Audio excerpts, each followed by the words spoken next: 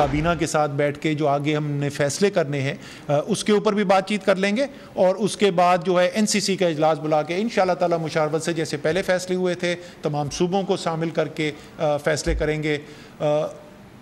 امید ہے آپ کا باقی رمضان جو ہے وہ بھی اچھا گزرے گا، آپ کی عبادت کا آپ کو موقع بھی ملے گا۔ وفاقی حکومت کی جانب سے 9 مئی کے بعد لاک ڈاؤن ختم کرنے کے اشارے۔ وفاقی وزیر اسد عمر کہتے ہیں لاک ڈاؤن کے باعث 4 میں سے 1 پاکستانی کے گھر میں خوراک کی کمی ہوئی۔ پریس کانفرنس میں ملک میں بے روزگاری اور غربت کے طوفان کا خدشہ بھی ظاہر کر دیا۔ کہا 1 کروڑ 80 لاکھ لوگ بے روزگار، 7 کروڑ افراد غربت کی لکیر سے نیچے جا سکتے ہیں۔ گزشتہ چند دنوں میں اموات میں اضافہ ہوا، لیکن صورتحال یورپ سے بہت بہتر ہے۔ 10 لاکھ کی آبادی میں 2 ہلاکتیں ہوئیں۔ ٹریفک حادثات میں اس سے کہیں زیادہ لوگ مر جاتے ہیں۔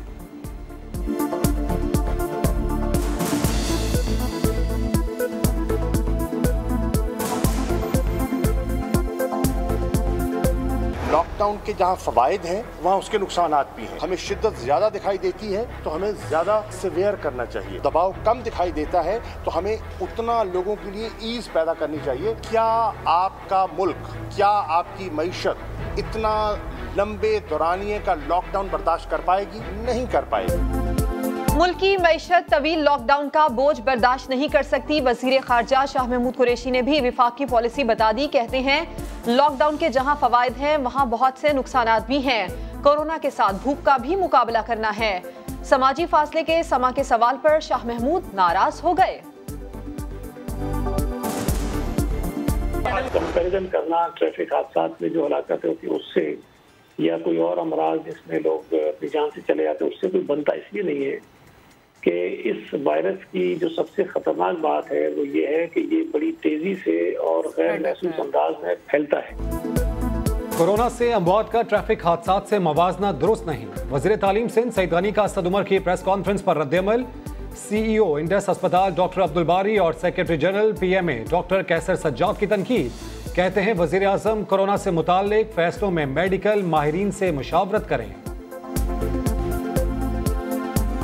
Expert, medical expert, public health کے لوگ، اس کی ایک ٹیم کو بٹھا دیں وزیر اعظم کے سامنے، اور ہمارے تمام لوگ بیٹھ جائیں اور اس کے بعد وہاں پر فیصلہ کریں۔ کورونا سے اموات میں اضافہ الارمنگ ہے۔ فوری اقدامات نہ کرتے تو صورتحال مزید بگڑ سکتی تھی، مگر وفاقی حکومت سندھ حکومت سے لڑتی رہی۔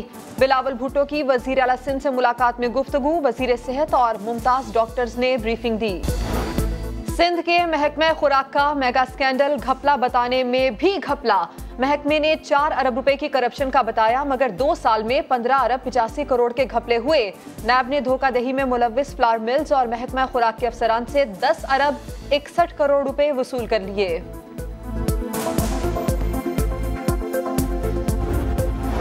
پاکستان کرکٹ میں ایک بار پھر فکسنگ کی گونج، گڑے مردے اکھاڑے جانے لگے۔ جسٹس قیوم رپورٹ کے پہلے گواہ سرفراز نواز بول پڑے۔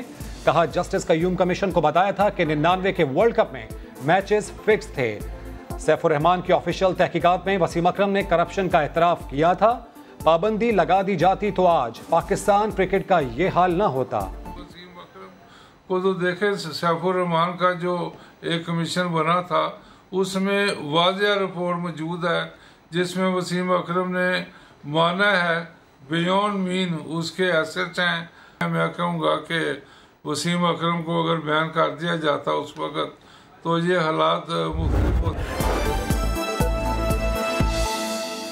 تو ایک اچھی خبر نہیں ہے، تو وہاں سے میں شروع کرنا چاہتا ہوں، اور یہ ہے وہ چارٹ جو ہمیں یہ دکھاتا ہے کہ ملک کے اندر کووڈ، یہ کرونا کی وجہ سے اموات کتنی ہو رہی ہیں۔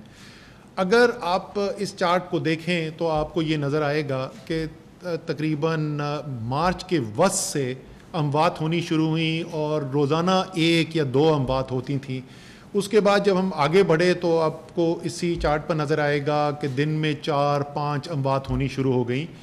پھر آگے، اور اسی لیے وہ ریڈ لائن جو ہم نے لال رنگ کی جو لائن اس میں نظر آ رہی ہیں آپ کو 4 لائنیں، وہ دکھاتی ہیں کہ یہ ایک جس طریقے سے سیڑھیاں ہوتی ہیں اسی طریقے ایک سٹیپ میں چینجز آتی رہی ہیں۔ जो तीसरा हमारा जो लैडर आया या तीसरा जो स्टेप आया तो उसमें कोई 15 से 17 के दरमियान औसतन हमारी अमवात होती रही मुल्क में, और पिछले 6 दिन से दोबारा इनके अंदर इजाफा हुआ है, और पिछले 6 दिन की औसत जो है वो 24 अमवात रोज़ाना की है।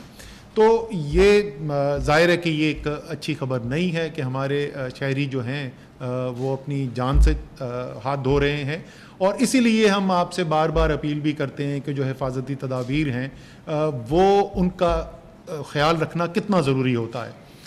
लेकिन आज हम आपको इससे ज़रा आगे लेके चलते हैं और कुछ मवाजना आपको करके दिखाते हैं। तो सबसे पहले जो हम आपको मवाजना दिखाना चाहते हैं वो है कि आबादी के तनासुब के लिहाज से, क्योंकि ज़ाहिर है छोटा मुल्क है तो उसमें कम लोग होंगे, कम अमवात होंगी, बड़ा मुल्क है उसमें ज़्यादा होंगी, लेकिन आबादी के लिहाज से, तनासुब के लिहाज से इस वक्त दुनिया के मुख्तलिफ ममालिक के अंदर जो हलाकतें हो रही हैं उनकी क्या सूरत हाल है। और थोड़ा सा मैं ये टेक्निकल है मैं बता दूं कि ये हमने लिया वो पीरियड, और ये एक इंटरनेशनल जो है एक्सपर्ट्स माहिरीन जो हैं उन्होंने ये कहा कि जो पहली 100 केसेस जिस वक्त आ जाएं किसी मुल्क के अंदर तो उसके बाद से वो ट्रैकिंग शुरू करते हैं, क्योंकि वो शुरू में जो है वो ज़रा इरेगुलर डेटा होता है।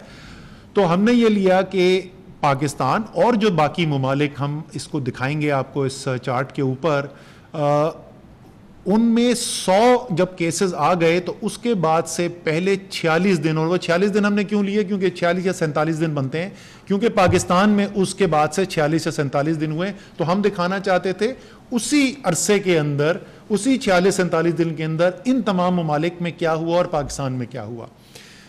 हर 10 लाख जो चार्ट जैसे आप देख रहे हैं कि हर 10 लाख जो आबादी है उसमें स्पेन के अंदर सबसे ज़्यादा अमवात हुई और वह 414 अमवात हैं, इटली के अंदर 305, फ्रांस के अंदर 256, बरतानिया के अंदर 248 और अमेरिका के अंदर 116 हलाकतें हुई। पाकिस्तान में 2 हलाकत हुई हैं हर 10 लाख शहरियों के आबादी के ऊपर, और भारत के अंदर अभी तक 1 हुई है। तो आपको ये वाज़े तौर पर यहाँ पर नज़र आता है, जो हम आपसे बार बार पहले भी कहते थे कि अल्लाह ताला का करम है कि पाकिस्तान में और पाकिस्तान जैसे ममालिक जो हैं वहाँ पर, जो इस खित्ते में जो ममालिक हैं वहाँ पर ये बीमारी उतनी मोहलक नहीं साबित हुई कि जितनी ये यूरोप के अंदर या अमेरिका के अंदर हुई है। और ये फ़र्क जो है ये कोई थोड़ा बहुत फ़र्क का नहीं है। अगर आप देखें तो अमेरिका जो है उसमें 58 गुना ज़्यादा आबादी को बराबर करते हुए और उस अरसे को यकसां रखते हुए जब हम मवाजना करते हैं तो 58 गुना ज़्यादा हलाकतें हुई हैं अमेरिका के अंदर, 124 गुना ज़्यादा हलाकतें हुई हैं बरतानिया के अंदर, और 207 गुना हलाकतें ज़्यादा हुई हैं स्पेन के अंदर। तो इसकी बहुत सारी थियरीज़ हैं, बड़ी इसकी वजूहात बताई जाती हैं, मौसम का असर बताया जाता है, BCG वैक्सीनेशन का जिक्र किया जाता है, मलेरिया जिन ममालिक के अंदर है उनकी बात होती है। ये तो साइंटिफिक रिसर्च हो रही है, होती रहेगी और हमें बाद में पता चलेगा कि इसकी क्या वजूहात थी। लेकिन ये अब हमारे पास इतना अरसा गुजर चुका है, और ये मैं फिर बता दूं कि ये हमने एडजस्ट कर दिया है, तो ये ना समझें कि क्योंकि वो हमसे 1 महीना आगे थे स्पेन वाले, इटली वाले, हमने ये सिर्फ वो हलाकतें ली हैं जो वहाँ पर 100 पहले केस आने के 46-47 दिन के अंदर हुई थी, और पाकिस्तान का भी उसी टाइम पीरियड के अंदर हम मुवाजना कर रहे हैं। सो ये बिल्कुल वाज़े होना शुरू हो गया है कि फ़र्क है। अब आगे चलते हैं, एक और चीज़ मैं आपको दिखाना चाहता हूँ, और वो चीज़ जो है ये भी एक पूरी बहस के अंदर लोग शायद इसको भूल गए हैं या समझ इतनी नहीं है कि देखें जो भी बीमारी दुनिया में फैलती है या जो भी आप कोई काम करते हैं उसके साथ कोई ख़तरा एसोसिएट होता है। कोई भी दुनिया का हेल्थ केयर सिस्टम ऐसा नहीं है जो ये कहे कि मैं बीमारी को, सिवाय कुछ बीमारियों के जहाँ दुनिया ने कोशिश की है कि वो मुकम्मल तौर पर या अक्सर तौर पर ख़त्म हो जाए, ज़्यादातर बीमारियों को मैनेज करने की यानी एक हद तक उनको रोकने की कोशिश की जाती है। यही चीज़ जो है वो कोरोना के केस के अंदर भी हो रही है। आप जो अगर बाहर का मीडिया देखते होंगे, आर्टिकल्स पढ़ते होंगे, तो एक जुमला बहुत आपको सुनने को मिलेगा, फ्लैटन द कर्व। یعنی کیا کہ اس کو بیماری کے پھیلاؤ کو ایک حد تک روک دیا جائے، وہاں پر بھی یہ کوشش نہیں ہو رہی کہ ختم ہو جائے. یہ ممکن نہیں ہے کیونکہ اس کی جو قیمت ہے، اور اس کے اوپر ہم مزید بات کریں گے، وہ اتنی زیادہ ہو جاتی ہے کہ وہ کوئی معاشرہ، کوئی ملک برداشت نہیں کر سکتا. اور یہ قیمت ہم کوئی مجموعی طور پہ نہیں بات کر رہے، یہ انسانوں کی زندگی کے اندر جو